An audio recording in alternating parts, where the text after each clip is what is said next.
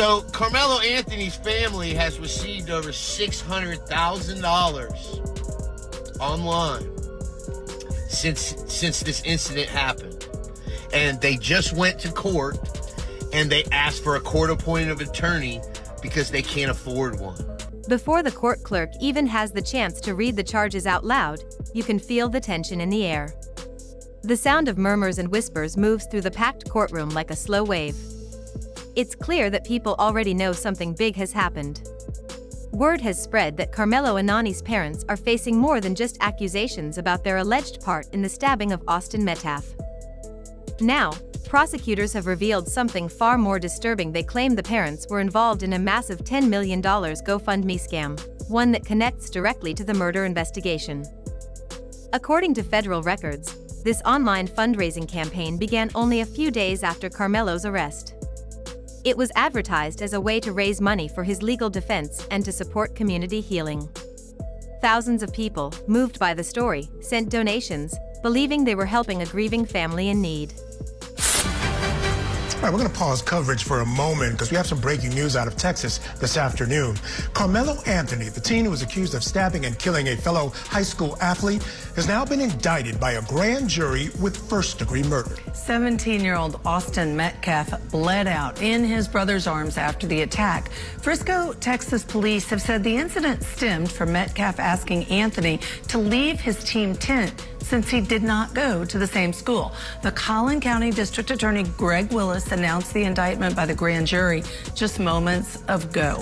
But the bank statements tell an entirely different story. Investigators say that within 48 hours of the first donations, large amounts of money began leaving the account. Some of it was sent to offshore bank accounts. Some moved through shell companies that, they claim, the family had secretly set up months earlier. The most shocking discovery was a $250,000 wire transfer sent directly to a man who, prosecutors allege, was near the stadium on the night Austin was killed.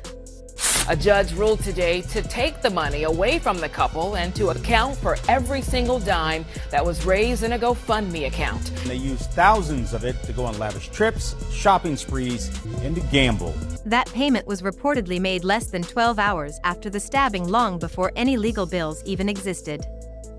The prosecutors show the timeline to the jury using a projector: the arrest, the launch of the fundraiser, the flood of donations, and then, almost immediately, a series of large transfers, each moving the money further away from the original account. The prosecution tells the jury that this fundraiser was never truly about paying for a lawyer. Instead, they believe it was a carefully planned operation to keep certain people quiet, to pay off those who knew the truth, and to hide any evidence that could connect the parents to the crime. In the front row, the Metcalf family sits in silence, their faces stiff and unreadable. For them, this isn't just financial fraud.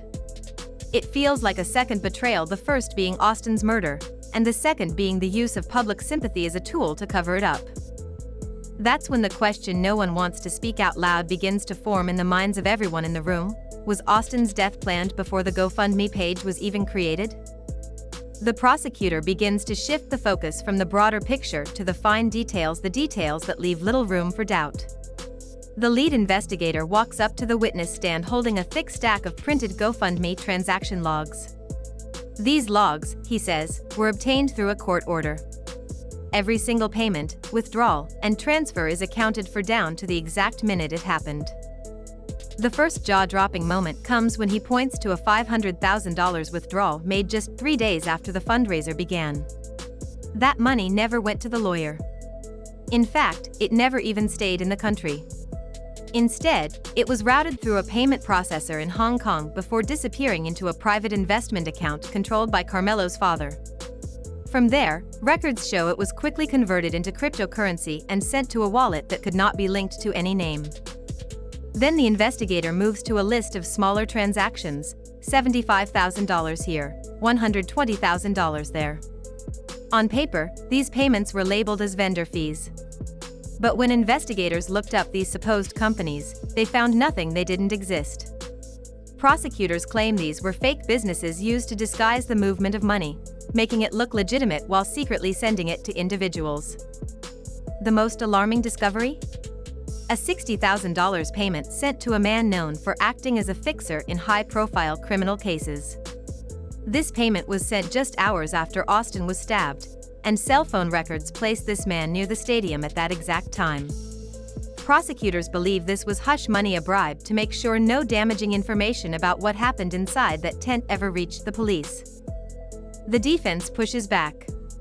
They argue that the transfers were part of a broader legal strategy to protect the family and ensure their safety. But while they speak, the jurors' attention stays locked on the projector screen showing a clean, color-coded map of where the money went. Each arrow on that map draws a straighter, more undeniable line between the fundraiser and a potential murder cover-up. The unspoken question now hangs heavy in the courtroom: were people donating to help a struggling family, or were they unknowingly paying for silence? Next, the prosecution calls a new witness, a former employee of the law firm hired by the Anthony family right after Karmelo's arrest. She walks up nervously, clutching a folder filled with internal memos. Her testimony is devastating for the defense. She says she was instructed to process an urgent retainer payment from the Anthony family. But when she checked the source, it wasn't from a personal account, it was a $250,000 wire straight from the GoFundMe account. She testifies that donors were never told about this, and the money was never placed into a proper escrow account. It didn't seem right, she says. In all my years, I'd never seen legal fees handled this way, especially not so quickly. The prosecution uses this moment to present a series of internal emails between the law firm's partners and Karmelo's parents. One email from the father reads, "Keep it to yourself." Another shows a partner warning that using donated money without clear documentation could be considered fraud. That email, prosecutors note, was never answered. Then comes another revelation, a scanned receipt for a $40,000 payment to a private investigator. Prosecutors allege this investigator later tried to contact one of Austin's classmates and persuade them not to speak to police. That payment also came from the GoFundMe fund, and it was made within 48 hours of the stabbing. The defense insists there's no proof that the payment was connected to witness tampering. But the damage is already done. The jury now knows that money meant for legal help may have been used to keep people quiet. As the gallery begins to whisper, the prosecutor dims the lights and begins a slideshow of bank statements. At first, the withdrawals look like typical expenses for a legal case. But as the amounts grow and the destinations change, a different picture emerges. One slide shows a $15,000 payment to a Miami yacht rental company. Another shows a $22,000 transfer to a luxury jewelry store, both made while Karmelo was in jail and before any legal invoices had even been issued. Then comes the biggest blow yet, a $100,000 wire to a Nevada shell corporation. The listed owner is an alias previously linked to Karmelo's uncle, a man with a prior conviction for financial fraud. He has no official role on the defense team, yet he's receiving massive payments from the fundraiser. The prosecutor turns to the jury and delivers her line with precision: these aren't defense costs. This is money laundering, plain and simple. The defense objects again, insisting that the money was only meant to support the family in a difficult time. But the prosecution's next move crushes that narrative. They call a donor to the stand, a woman who personally gave $5,000 to the campaign because she believed it was going toward Karmelo's legal fight. She stares directly at the Anthony parents, her face a mix of hurt and anger. Outside the courtroom, social media is already exploding. Within hours, hashtags demanding a federal audit of the fundraiser are trending. Screenshots of suspicious transactions spread across platforms, fueling outrage and disbelief. For many watching, it's no longer just a question of fraud, it's a question of morality. If the allegations are true, then every person who opened their wallet to help was unknowingly funding a cover-up. And the truth, it seems, might have been bought and buried before it ever had a chance to come out. Some of the people who once stood firmly behind the Anthony family are now speaking out, questioning whether they were ever right to defend them. Their voices, once filled with certainty, now carry doubt. For the Meta family, this shift feels like long-awaited validation, a sign that others are finally beginning to see what they've believed all along. In their eyes, this GoFundMe campaign was never just a safety net for Karmelo's defense. It was a weapon, a tool to move money, buy silence, and keep the truth locked away. The courtroom grows still as the next witness is called. You lean forward instinctively. A federal investigator introduces her as a forensic accountant, a specialist hired to untangle the twisted trail of the $10 million GoFundMe. Her job was to break it down, dollar by dollar, until there was nowhere left to hide. She doesn't rush. Her voice is calm, steady, almost surgical as she starts to pull the case apart. Every donation, every transfer, every suspicious withdrawal is laid out in front of the jury. What emerges is not the picture of a family scrambling for help. Instead, it looks like a corporate blueprint for siphoning money, one that was disguised as a fundraiser. And then comes one of the most shocking details yet. This account didn't just receive small donations from everyday people. It also received massive, anonymous transfers. One in particular stands out: a staggering $500,000 wired from an account linked to an offshore bank in the Cayman Islands. Financial monitoring systems flagged that transaction almost immediately. But before regulators could freeze it, the money was split and scattered into the Anani family's personal accounts. It was moved so quickly, and in so many directions, that tracking it in real time would have been nearly impossible. She clicks to a chart on the big screen. Lines crisscross like a spider's web, connecting states, shell companies, and prepaid debit cards. It's dizzying to look at, but each line represents money moving further away from its original source. The most disturbing part? Prosecutors say some of those prepaid cards were later used to purchase surveillance equipment and untraceable burner phones, all in the weeks leading up to Austin Mayteef's murder. The defense team shifts in their seats. They clearly don't want the jury connecting these purchases to the crime. But the judge allows the testimony to continue. The accountant doesn't mince words. "This isn't sloppy bookkeeping," she says firmly. "This is deliberate concealment." According to her, the entire operation was designed to disguise where the money came from and where it ultimately went. The jurors keep glancing back at Karmelo's parents, who sit still with folded hands, their expressions unreadable. Outside the courtroom, news coverage is already spiraling. Television panels and online forums are buzzing, not just about this case, but about how it could erode public trust in online fundraisers. People are asking, if donors had known this money could be used to help plan a killing, would they still have given so freely? And for those still holding on to doubt, the prosecution says they're about to reveal the most damning evidence yet. When the next exhibit is called, the mood in the room shifts. The big screen lights up, showing what looks like an ordinary bank statement until the very last page. There, highlighted in red, is a $75,000 wire transfer from the GoFundMe account directly into a private trust controlled by Karmelo's father. The date? Less than 48 hours before Austin Mayteef was killed. The lead prosecutor steps away from the podium and walks slowly in front of the jury.